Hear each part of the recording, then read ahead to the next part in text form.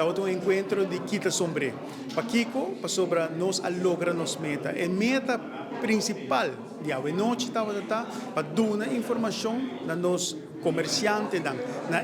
membro do grêmio comercial e a outra sala basta yen caminho com na a informação foi de líder na fração no caso que líder de minha pessoa como líder de fração de PPA e líder de fração de MEP e também agora aqui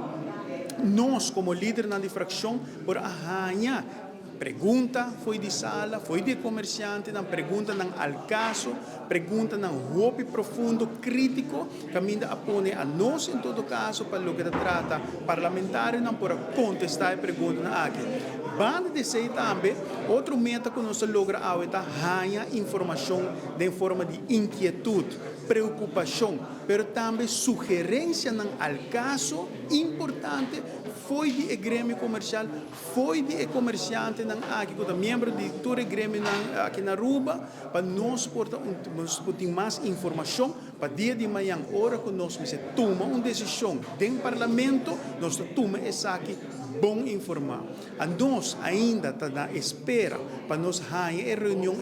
dentro do parlamento, para nós ter debate, para a noite não estava tendo debate, a noite nós damos informação,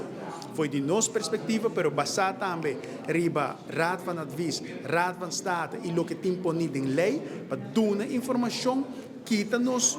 colo político, dar informação verídica na e pueblo, de caso que é comerciante. Pois, all in all, a nós de fração de PPA, nós estamos muito contentes, nós estamos muito orgulhosos, quando nós tomamos passo aqui, danke na senhora José Fernandes Perna, para moderar, e a noite aqui sublime, tremendo profissional para guiar a noite, muito bom, caminho que a nos é oportunidade para dar informação, mas também há pergunta, há sugerência, e também nós me agradecer, líder de fração de MEP, para aceitar a invitação aqui, para por também dar informação de sua banda, com esta mira e full aspecto aqui de Rijkswethoven e LWHO. Pois uma noite exitosa. Mas danke pueblo, mas danke na tour comerciante no que está presente, mas danke para o vosso conselho, vossa sugerência e vossa inquietude.